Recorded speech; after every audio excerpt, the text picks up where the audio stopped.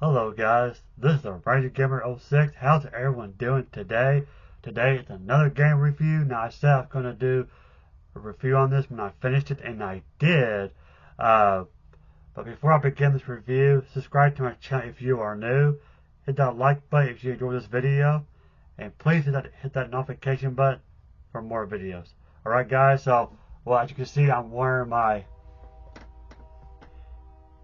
Resident Evil shirt. It says welcome to Raccoon City, so I thought this would be an appropriate shirt to wear for this review. So yeah, I'm excited to do this. Lots to talk about, and of course you all see the title of my video, so you know what it is. Resident Evil 4. Now this is a PlayStation 5 version. You can also get this on the PS4, Xbox Series X and S, as well as Steam.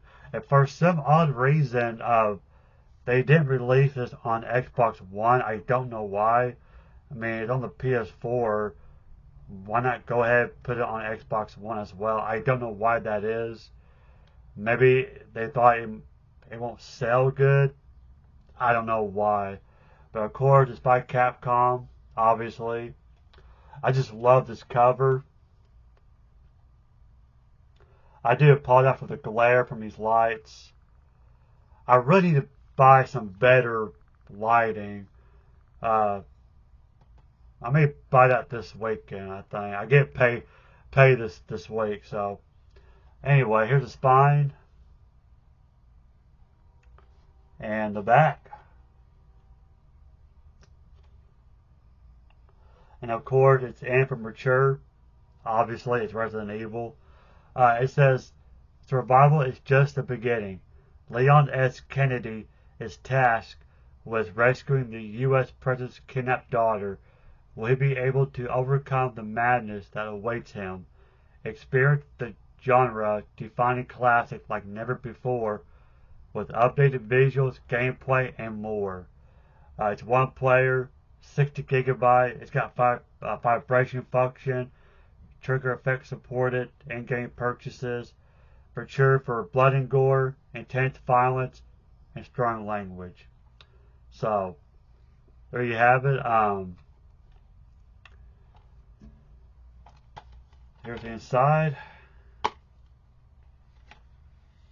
Nothing fancy. You see the disc, and it's got the Los Eliminados symbol. So, you know, if you played the original, the story is the same. You know, of course, it's a remake. You know, just like RE2 and RE3.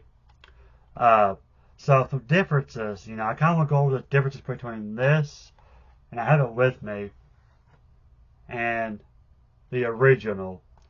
Now, I originally had it on the GameCube way back when it came out. I believe 2005. But I think this one came out a year later. I bought this one because it's got the DLC, separate ways. GameCube did not have that. But, so anyway, the difference that I've noticed between this and the original, I want to start to talk about the knife. Y'all know in the original, the knife kind of plays a role in it. Well, in this one, it's got durability.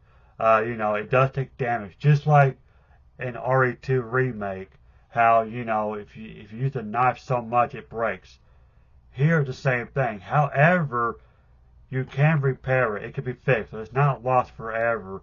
You know, all way to repair it is a merchant. Yes, a merchant is in this game as well. The guy you buy guns, you know, tune-ups, trade, whatever.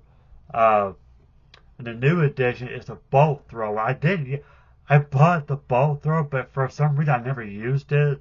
But it is a good stealth weapon, I heard. You can like craft mines, so you know, to create explosives. You know, like I guess it kind of works like explosive arrows from Code Veronica, I'm guessing. But I will be playing this for sure, you know. So maybe on my second playthrough, I'm going to try out the bolt thrower. Again, I don't know why I didn't. I guess because of the inventory space. Uh, and speaking of stealth, it's got stealth in it. You can crouch in this game. You can actually sneak up behind enemies and kill them. It's really cool. Like, you don't really see that in a horror game, except maybe Evil Within, Evil Within 2, but that's not often. Well, they brought this in this one, and I was happy. Now, for those who don't like stealth, don't worry. It's not a big part of the game. You know, there's no impact if you get spotted. There's no penalty, but it's there. It won't be stealthy, but it's optional. So don't worry. You don't have to be stealthy. I like it because it makes the game more tense. Uh, but yeah, so that, and they made the enemies more dangerous in this game. Like, you really gotta use your environment, And you did in the original as well, like explosive barrels. But here, you can like lure them to bear traps, trip wires. You can light things up. But I get it. I get that that's similar to the old one. Maybe that's not much difference. Now that I think about it, but it's there. I guess it's more intense. I guess what I'm trying to get at. Uh, and of course, when an enemy grabs you, you can press buttons to break free with your knife. So that's cool. I don't know how the original. Now it's been so long since I played the original, so I can't remember what you do when the enemies grab you. It seemed like you wiggle the joystick. I could be wrong, but here you just hit R2 or right trigger if you're playing the Xbox version. Uh, so there's that. But one of the things that I really like is if you remember the original game, it had a lot of quick time events. Here, not so much. Yeah, they're there, but very, very little. Because back then, if you guys grew up, I mean, I was born in the 80s, so my childhood started in the 90s and early 2000s. But if you guys grew up in the early 2000s, back when, PS2 and GameCube, were a big deal, QTE, quick time event, was a big deal back then. Like, for example, God of War had a lot of it. And now I don't know what game started this. I want to say, I always thought God of War was the godfather of QTE, but I could be wrong. But, at the time, I loved it. I thought it was really cool, because you push a certain button to finish off certain bosses. But nowadays, it's very tedious. Like, it just doesn't work anymore. So I'm glad they toned it down in this one. So don't worry, there's not many QTEs at all. So you're good on that one. That's one of the things I love about this game. And of course, Ashley Graham. We all know how annoying she was in the original game because you had to keep up with her. She had a health bar. Well, this it's absent. She has no health bar. Instead, when she gets in danger, you hit the right joystick, and Leon just gets her back up. You know, and then the original one, you have so many commands like hide, stay close, or whatever, or follow me, hide in a dumpster. But in the remake, however, you have two formations, tight or loose. So, like for example, if you're getting chased by a horde of enemies, you want her to stick close to you. So therefore, you would order her to stay tight. So, yeah, the command is very smooth in this game, at least to me. Uh, but yeah, and she does hide. You can ask her to hide in lockers. Although That's not very often. My playthrough, I think I've only asked her to hide twice, and that was it.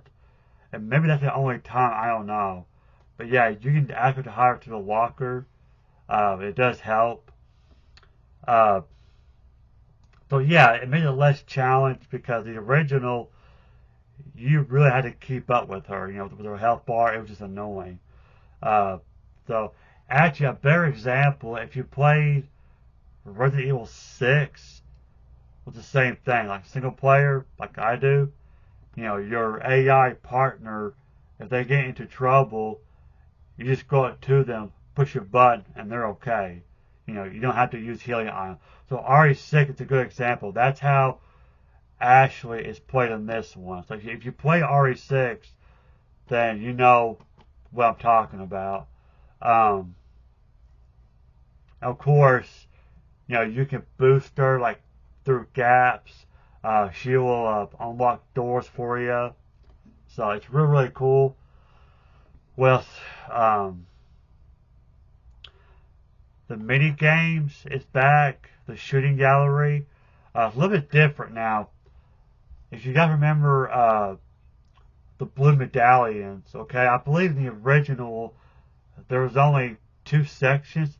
Well, here it's in every section. Yes, you can hunt the blue medallions throughout the whole game. Uh, and they've added, but it's not just that. They added more mini games. For example, like pest control. You got to kill 3 or 4 rats in an area, and every time you complete the side quest, your reward is a spinel. Or I think I've said it right. Spinel, the jewelry. In the original game, you find them throughout the game, but in this one, now you can find them, but it's rare. But you can get those as a reward, and what you do is you use that to trade for better items. So think of it kind of as money, I guess. But yeah, you can trade it for, like, say, the red 9 stock, the Punisher, a yellow herb, a treasure map, which, by the way, that's the only way to get a treasure map. And I highly recommend you get treasure map because it's going to help you with money and everything. And plus, I think you get a trophy for getting all the treasures. I almost did it, but I am missing some in the castle area. I did manage to get all of it in the village and the island, but I missed maybe 2 or 3 in the castle area. So that gives me a reason to replay this game. But yeah, so make sure you get the treasure map. It will help you out a lot. Um, but yeah, mini games really cool. And speaking of mini games, sometimes uh, and there's only 2 at the top of my head. You can fight tough enemies. Like, for example, you fight a bigger version of the dog. You get rewards for that. So just kind of keep your eye out. You do a mini game. When you complete it, you talk to a nearby merchant, and you get rewards for it. So it's really cool. And the hunting gallery. Now this is where it's a little bit different. Now the briefcase, right? The menu where your inventory space. Okay, we all know how tedious that was in the original game. Now it still is a little bit in this one. However, if you push down on the left joystick, it automatically arranges it for you. But sometimes it may not be to your satisfaction. Uh, of course, you get different colors of your briefcase, and each briefcase does something. For example, a red briefcase, which I did not get, but a red briefcase, if you equip that, that will increase the chances of red herbs appearing. Or a black one will, I think it increases the chance of large resources, which I'll get that to here in a minute.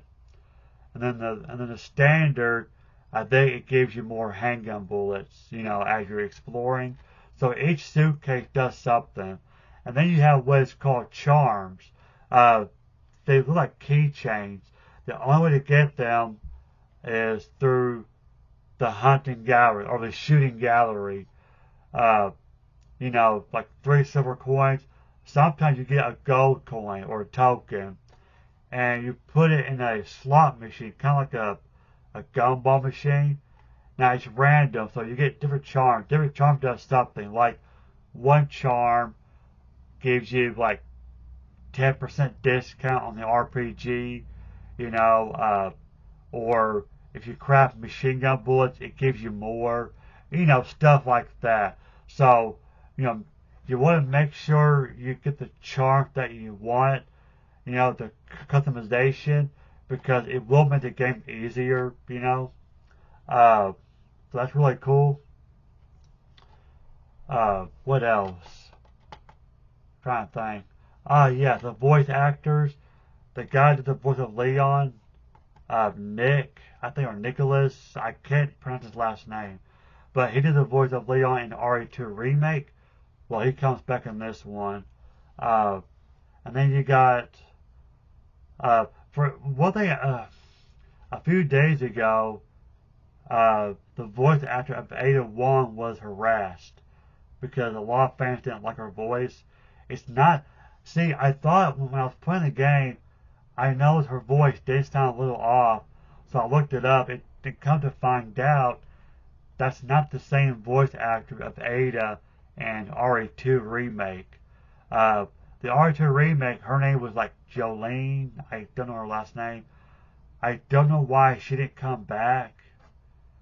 Maybe she was. I mean, maybe she had a tight schedule. I don't know. But honestly, if you think about it, you gotta keep in mind, the story takes place 5, 6 years later after the Raccoon City incident. So it makes sense for Ada to sound a little bit older, I guess. So maybe that's why it didn't bug me. I don't know, but it did bug some fans. So I think she did a good job. I don't know. That's just me.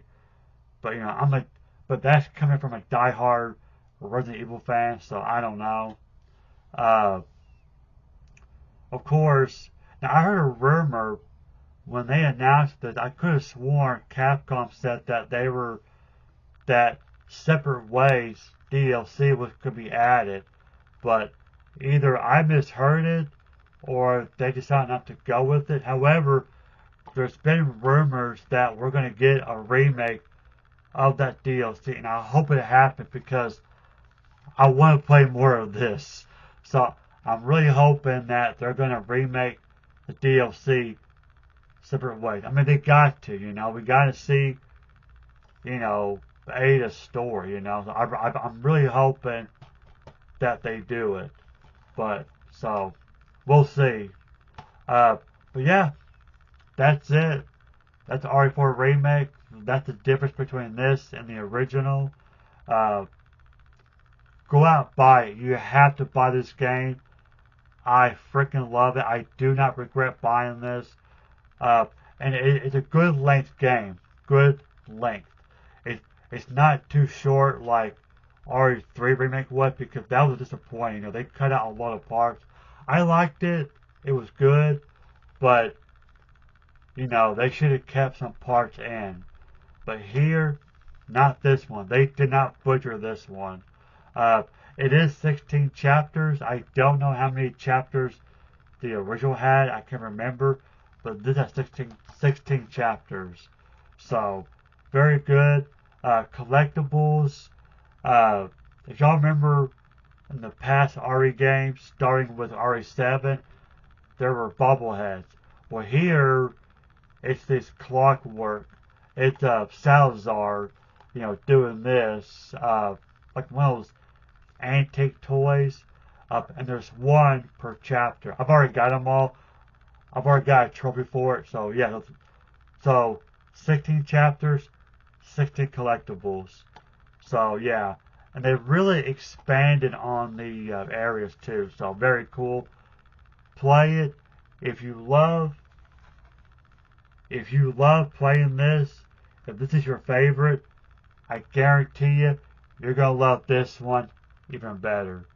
I cannot wait to see what the next remake's gonna be. I'm hoping the next one will be uh, Code Veronica, because that really needs a remake, you know. But who knows? It might be RE5. So it's going to be RE5 or Code Veronica. But I'm hoping it'll be Code Veronica. So fingers crossed. So anyway, guys, what do you think? Have you played it? Have you tried it? Do you like it? Do you hate it? Let me know down in the comments below. With that, guys, that is all. Thank you for watching. Once again, this is the Ranger Gamer 06. If you are new to my channel, please subscribe to my channel and be sure to hit that like button. And I'll see you guys later. Bye.